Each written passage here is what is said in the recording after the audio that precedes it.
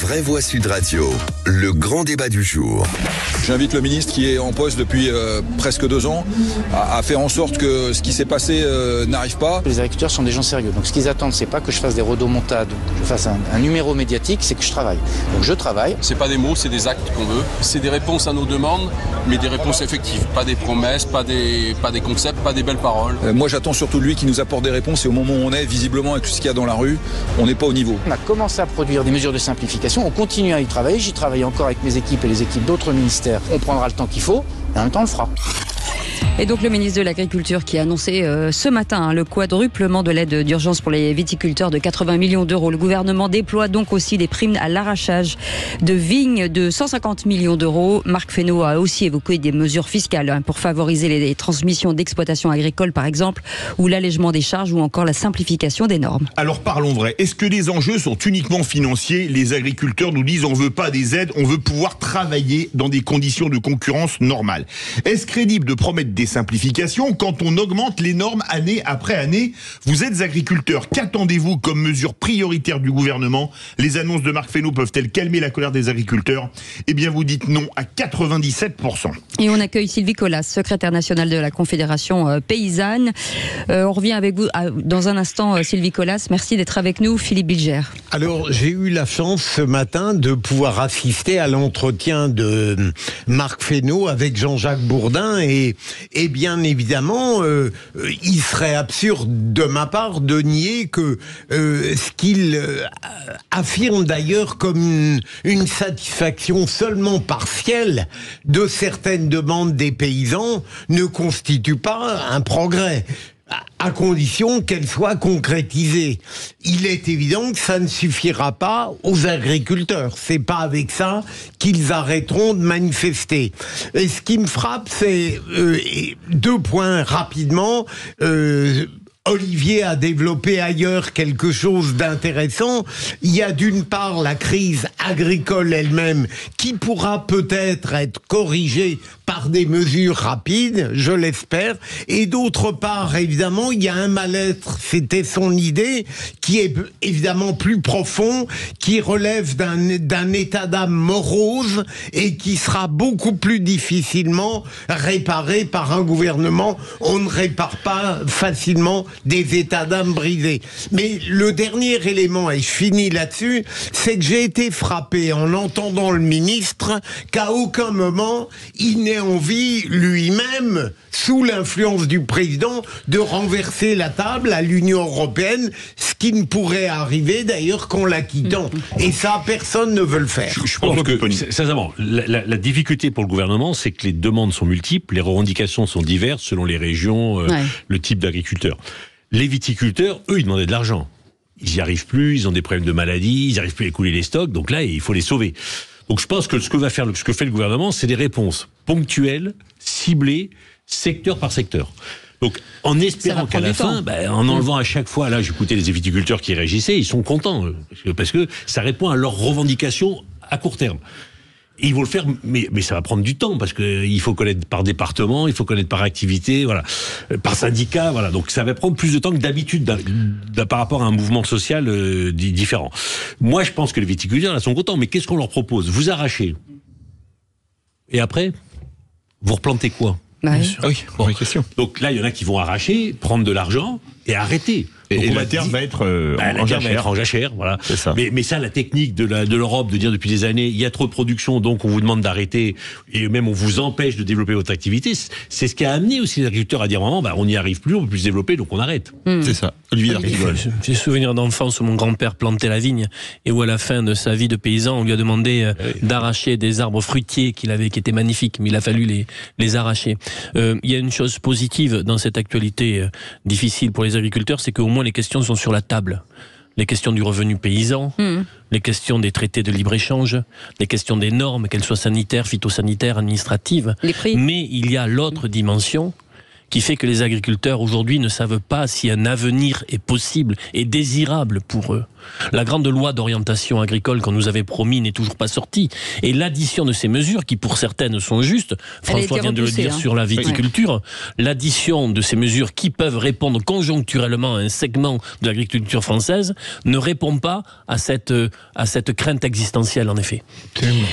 Et notre invité, Sylvie Collas, secrétaire nationale de la Confédération paysanne, ces annonces aujourd'hui, on disait il y a quelques instants avec vous, on ne peut pas forcément rester sur en tout cas des propositions d'argent et d'indemnisation. Est-ce que les propositions qui sont faites aujourd'hui peuvent vous convenir ?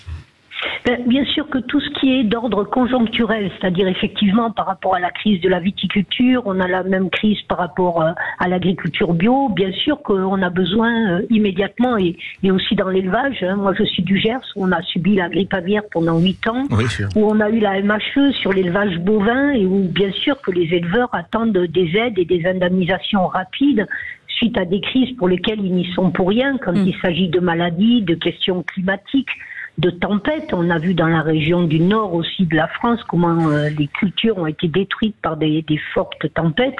Donc bien sûr qu'on a besoin d'un accompagnement conjoncturel. Mais maintenant, il est temps d'avoir un autre projet. Quand tous les paysans sont sur les territoires en train de manifester, et quels que soient, je dirais, les syndicats même, puisque il semble que les syndicats majoritaires soient un peu dépassés par la base, du moins leurs dirigeants, on voit bien qu'il y a un vrai malaise structurel, c'est-à-dire quel est le discours actuellement, combien d'agriculteurs on veut dans ce pays, quelle alimentation pour nos concitoyens, et à partir de là, on pourra dire effectivement notre agriculture doit s'orienter vers plus de qualité, plus de santé, plus de bien-être animal, plus bien sûr de bien-être paysan, plus de rémunération des paysans et un encadrement des marchés, notamment des importations, et la fin du libre-échange tel qu'il est pratiqué actuellement. Olivier d'Artigol. Oui, la question est posée. Quelle agriculture veut-on pour le futur? C'est 1,5 des actifs aujourd'hui. Il y a moins de 400 000 exploitations et 500 000 exploitants ou co-exploitants. Et ça chute tous les jours, c'est important de le dire. Il y a encore 40 ans, c'était 7% des actifs. Donc vraiment, la question, par-delà ce que l'actualité sur des mesures et l'actualité européenne, c'est que veut-on pour notre agriculture? Et à cela, je trouve qu'il y a une crise d'imaginaire dans les responsables politiques aujourd'hui pour faire le récit, pour dessiner cet avenir. François Pupponi, quelle agriculture et quelle aménagement du territoire. Quelle France on veut? Parce que moi, je suis originaire d'un petit village de Corse du Sud et je suis passionné par l'oléiculture et j'essaye d'aider des jeunes à s'installer. Et sincèrement, c'est les jeunes du village qui veulent vivre dans leur village, qui veulent pas quitter un village qui est en train de se désertifier. Mais on les aide pas, quoi. J'essaie de leur monter les dossiers. Enfin, sincèrement, c'est un calvaire. Ils ne peuvent pas faire que ça. Ils ont de l'activité à côté. Ils font du démaquisage. Ils essaient de faire ce qui. Mais il y a pas. Alors il y a des aides financières, mais les structures. Enfin, il faut aussi que le monde agricole se re-questionne. Les chambres d'agriculture, l'ODARC, la MSA. Ça fait beaucoup de monde. Mais c'est un calvaire.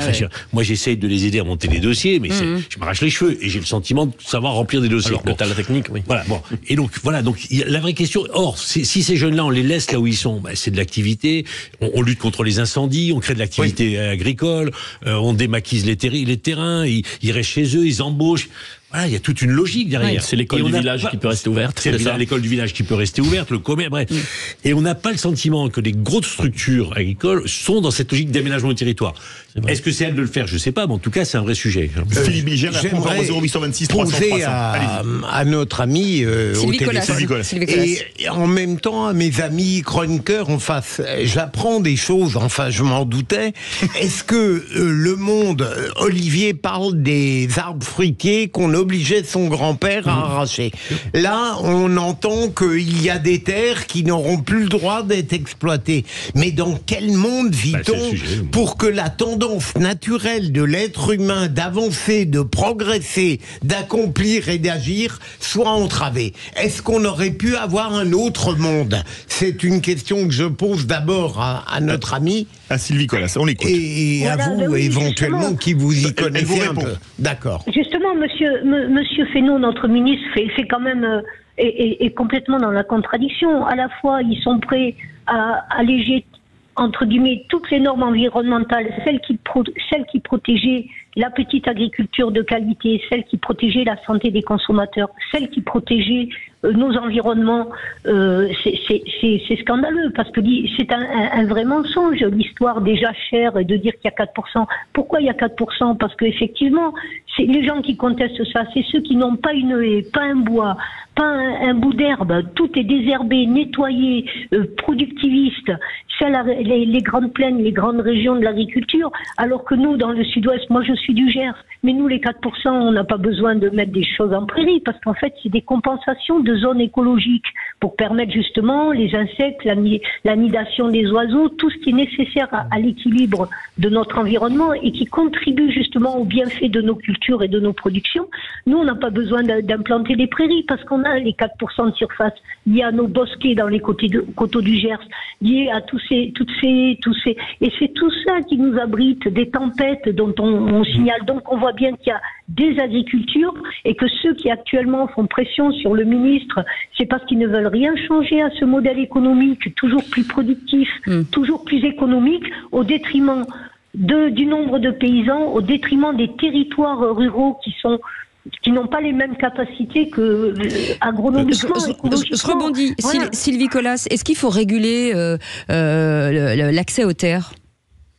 Mais l'accès aux terres, tout à fait, il faut le réguler. Nous, on a toujours travaillé dans ce sens pour protéger le foncier, pour limiter l'agrandissement, parce qu'en fait, qu'est-ce qui se passe dans l'agrandissement? Actuellement, nous, dans le Gers, on voit bien, ce qui s'agrandit, ce qui se négocie, c'est les bonnes terres. Et on va avoir des terres en friche, à l'abandon complètement. Et c'est toute la ruralité qui en pâtit. Parce que moi, je suis du Gers, c'est le premier département agricole de France. On ne fait rien d'autre. Comme je disais, nous, on va pas empêcher, bloquer une centrale d'achat. Il n'y en a pas dans le Gers. On va même pas fermer une autoroute. On n'a pas d'autoroute dans le Gers. C'est vrai. Donc, vous voyez, c'est vous dire. Donc, la seule nationale, c'est la 124 et la 20. Merci pour ce trait d'humour, Sylvie. On réagit beaucoup au 0826 300 300. Jean-François est agriculteur. Bonsoir Jean-François. Bonsoir les grandes de bois. Alors, vous en pensez quoi? Que c'est un pansement sur une jambe de bois? Mais tout à fait. Mais on en revient toujours au même problème. Aujourd'hui, l'agriculture, on habitue les gens à avoir des primes. Nous, ce qu'on veut, c'est pas des primes. Ce qu'on veut, c'est des prix rémunérateurs.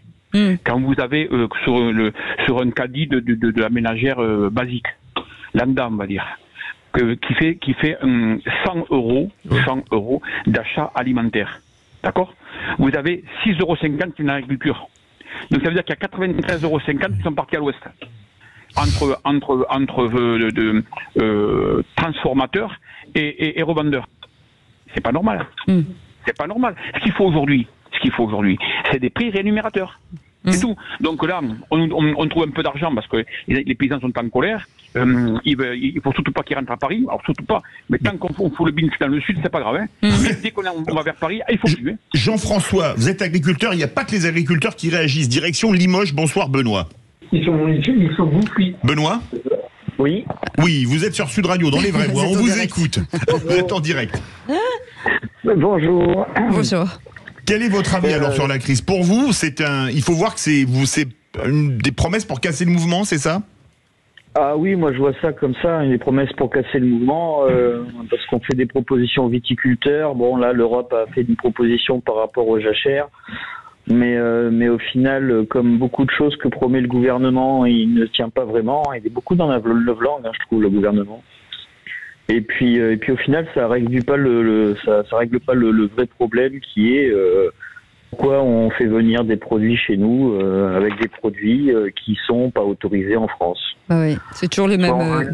Soit on veut une agriculture vertueuse, et je pense que les Français le sont. On a de très bons produits. C'est juste dommage qu'on l'envoie ailleurs et que nous, on doit se contenter de produits qui sont pas d'aussi bonne qualité.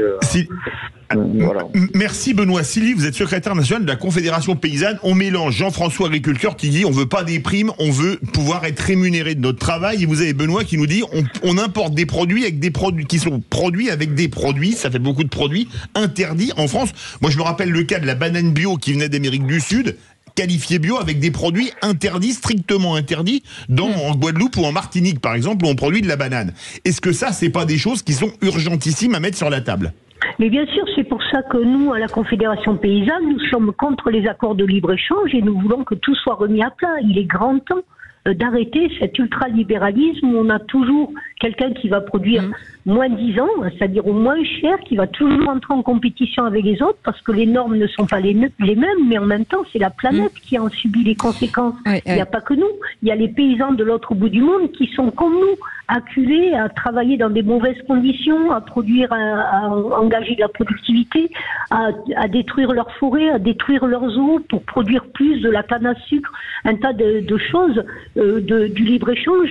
Et certains pays qui n'ont même pas la capacité de nourrir leur population sont contraints de produire de la canne à sucre pour que nous, on ait des sodas sucrés de grandes entreprises multinationales dont le siège social est en France. Restez avec nous aussi. C'est scandaleux ce qui se passe. C'est la destruction même de l'humanité, de la vie du paysan, mais d'ici et d'ailleurs. Oui, restez avec nous, Sylvie Colas. François Pupponi, vous y croyez, ce coup de frein sur le libre-échange, vous ? Bien sûr que non. Oui. Le mouvement... Et c'est l'idéologie de l'Europe. De l'Europe et du monde. Et du monde capitaliste. Aujourd'hui, toutes les frontières sont ouvertes. Et après, ça partait... Il y a des pays qui sont beaucoup plus protectionnistes que nous. L'Europe, c'est la zone la plus ouverte au monde. Globalement.